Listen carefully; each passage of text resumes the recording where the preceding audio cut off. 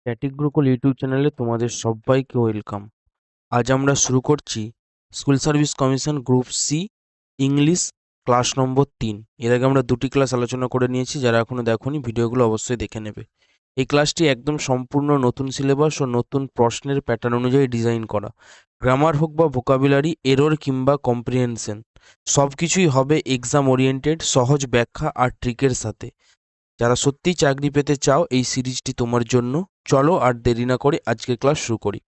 আজকের প্রথম প্রশ্ন, which one is the correctly spelled word? অর্থাৎ এখানে যে চারটে অপশন আছে, কোনটা সঠিক বানান লেখা আছে সেটা আমাদের এখানে খুঁজে বার করতে হবে।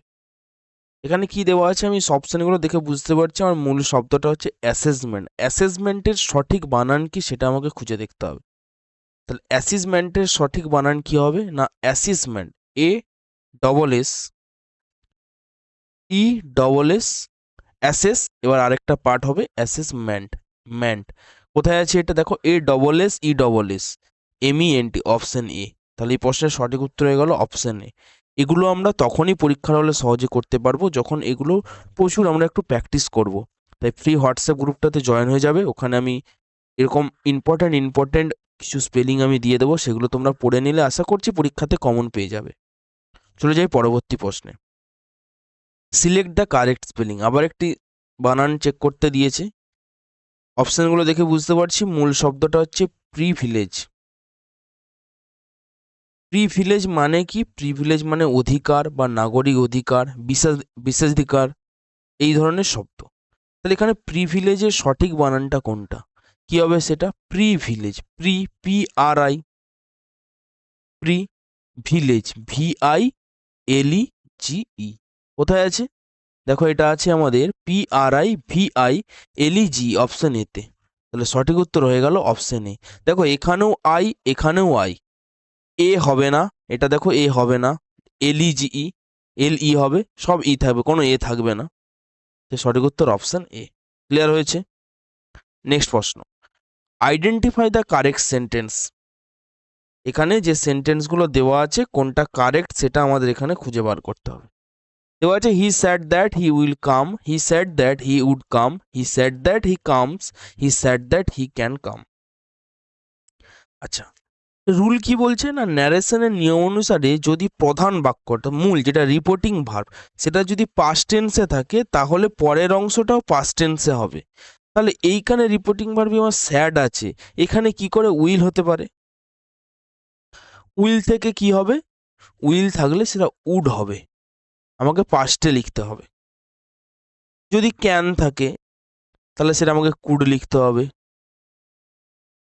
যদি মে থাকে তাহলে সেটা আমাকে মাইড লিখতে হবে। আমাকে পাস্টে, এখানে আমার পাস্টে আছে, আমি কি করে এখানে আমি এতে লিখতে পারি, তাই না? পাস্ট, আমাকে ওটাকেও পাস্টে লিখতে হবে। তাহলে উড হবে না, উইল হচ্ছে না, এটা হচ্ছে না, কামস এটাও হচ্ছে না, ক্যান এটাও হবে না, হবে কোনটা? দেখো would, option B, he said that he would come. তাহলে আমরা মনে রাখবো ন্যারেশনের নিয়ম অনুযায়ী যদি প্রধান বাক্যটি অর্থাৎ রিপোর্টিং ভার্ব পাস্ট টেন্সে থাকে তবে এই পরের অংশটা আমাকে পাস্টেই করতে হবে। এটা হচ্ছে আমার রুল। তাই যেহেতু এখানে স্যাড আছে তাহলে পাস্ট, স্যাডটা পাস্ট, সে লেখা নেই, স্যাড লেখা আছে, তাহলে সেটা পাস্ট। তাহলে এখানে উইল না হয়ে হবে উড। আশা করছি রুলটা ক্লিয়ার হয়েছে। নেক্সট প্রশ্ন, choose the grammatically correct option. এখানে আবার চারটা অপশন দিয়েছে, কোনটা গ্রামাটিক্যালি কারেক্ট আছে সেটা দেখতে হবে। লেখা আছে she is as tall if not taller than her sister. এই পোর্শনটা সবগুলোতেই সেম লেখা আছে, যে এই পোর্শনটা সবগুলোতেই সেম। এইখানে কি লেখা আছে? সি ইজ অ্যাজ টল, এখানে লেখা আছে she is as tall as, she is so tall as, এখানে লেখা আছে সি ইজ টলার। রুল কি বলছে? না এই বাক্যে দুটি তুলনা আছে, একটা হচ্ছে পজিটিভ ডিগ্রি আর একটা হচ্ছে কম্পারেটিভ ডিগ্রি। পজিটিভ ডিগ্রিতে কি হয়? অ্যাজ, তারপর অ্যাডজেক্টিভ,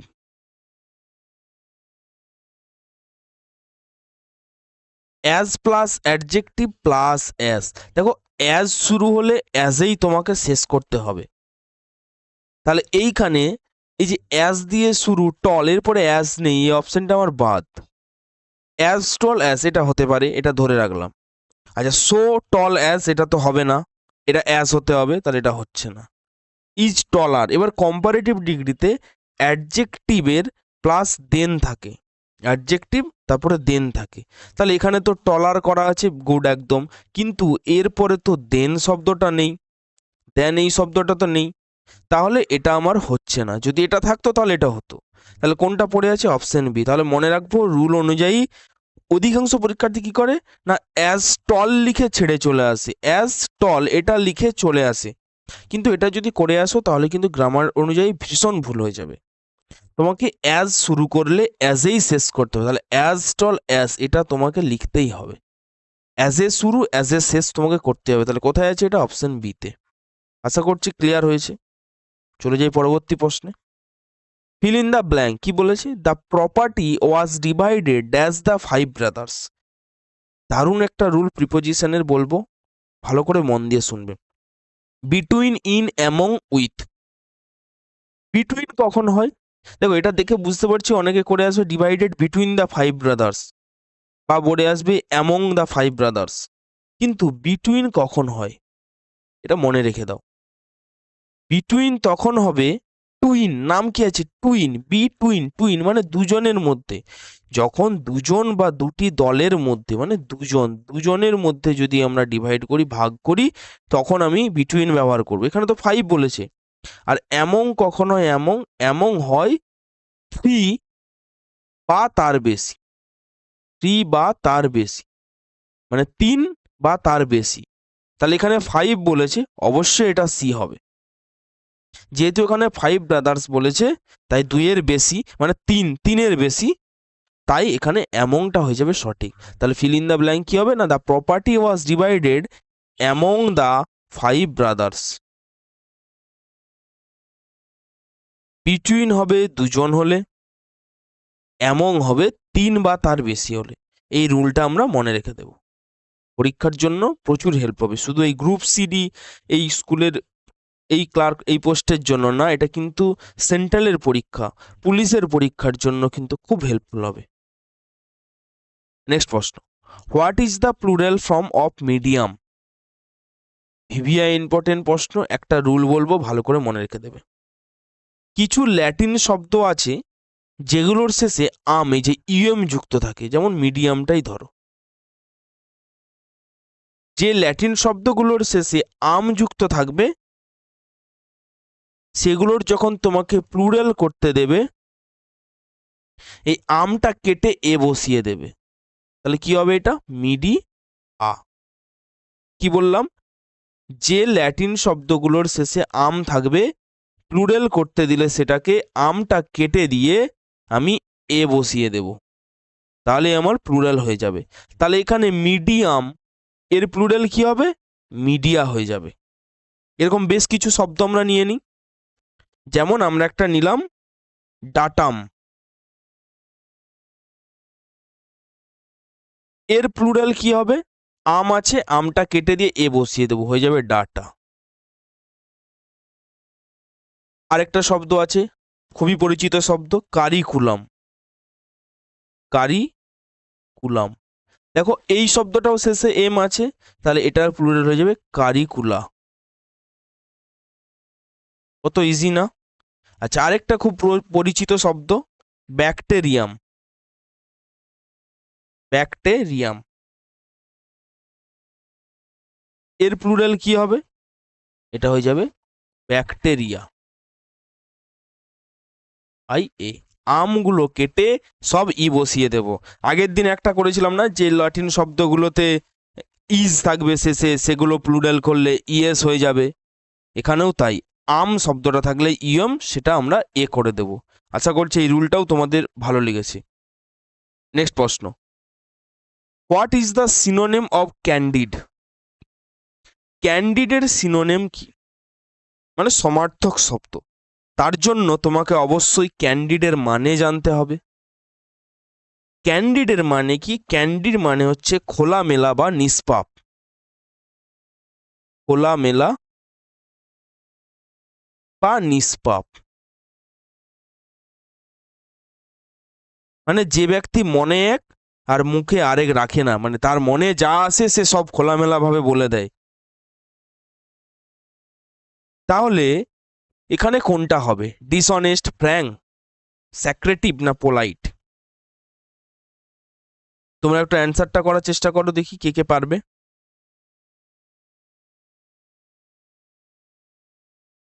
দেখো, ক্যান্ডিড মানে বললাম খোলামেলা বা নিষ্পাপ, তাহলে মানে স্পষ্টভাষী, যার মুখে মনে যা থাকে সে সেই কথা বলে দেয়। এইভাবে বন্ধুদের মধ্যে বলে না যে ফ্র্যাঙ্কলি স্পিকিং, ফ্র্যাঙ্কলি ভাবে কথা বলছে, মানে কোনো মনে কিছু নেই, যা আসছে বলে দিচ্ছে।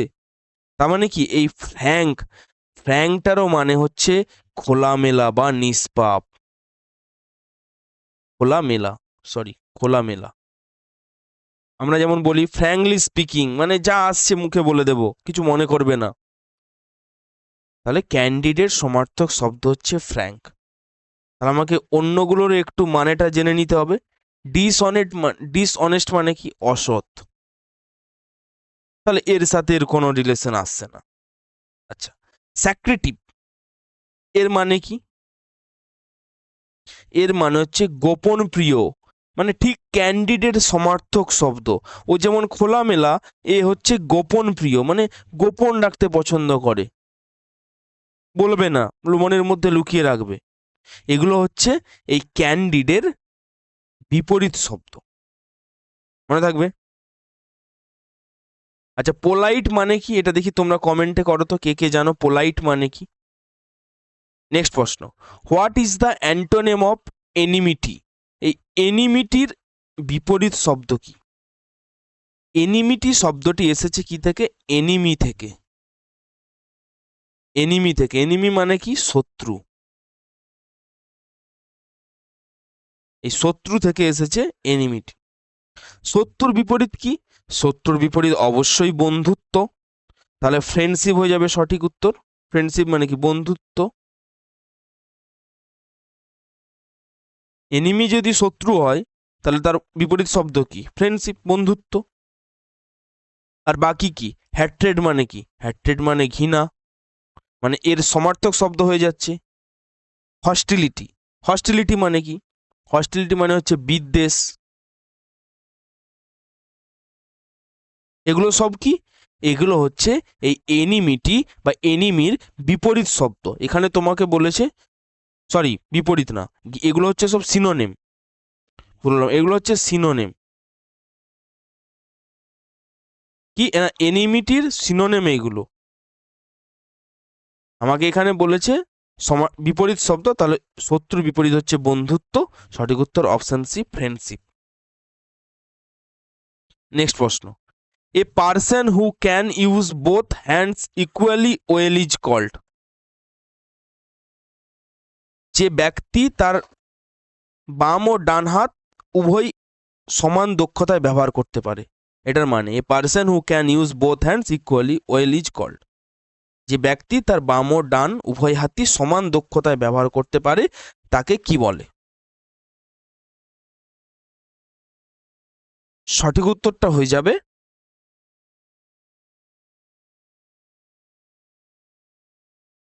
অ্যাম্বিজিয়াস।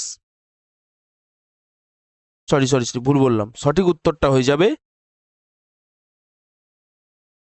অ্যাম্বিডেক্সট্রস।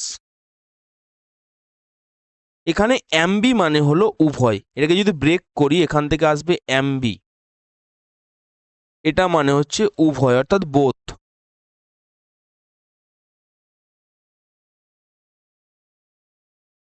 আর ডেক্সট্রস বাকি যেটা পড়ে আছে, ডেক্সট্রস, এটার মানে হচ্ছে স্কিল বা দক্ষ বা স্কিলফুল। তার মানে যার উভয়ই দক্ষ আছে, মানে এখানে যেটা বলেছে উভয় দক্ষতা, তাহলে কি, এই যে এখানে মানেটা হচ্ছে person who can use both hand মানে ইকুয়ালি সমানভাবে দুটো হাত ব্যবহার করতে পারে। আর এখানেও লেখা আছে অ্যাম্বি মানে উভয়, ডেক্সট্রাস মানে দক্ষ, অর্থাৎ উভয়ভাবেই দক্ষ।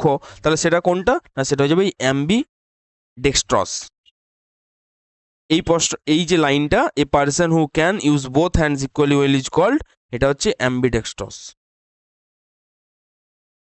কিভাবে মনে রাখবো, যেমন দেখো, এটা মনে রাখার একটা ট্রিক্স হচ্ছে, 3 ইডিয়টস মুভিটা আমরা দেখেছি না সবাই, ওখানে যেমন ভাইরাস যে ক্যারেক্টারটা ছিল, ওই ভাইরাস কিন্তু দুহাত দিয়ে লিখতে পারতো।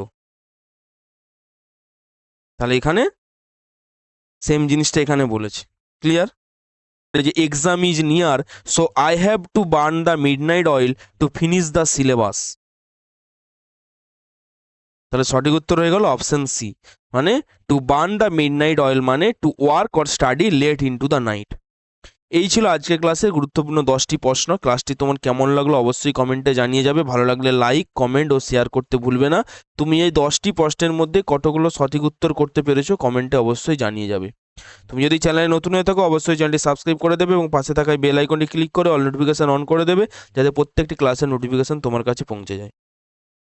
আর তোমরা ডেসক্রিপশন বক্সে ফ্রি হোয়াটসঅ্যাপ গ্রুপের লিঙ্ক দেওয়া আছে, ওখানে জয়েন হয়ে যাবে। ওখানে আমি নোটসগুলো দিয়ে দেবো। প্রথম থেকে শেষ পর্যন্ত ক্লাসে যুক্ত থাকার জন্য তোমাদের সকলকে জানাই অসংখ্য ধন্যবাদ। দেখা হবে পরবর্তী ক্লাসে। Thank you.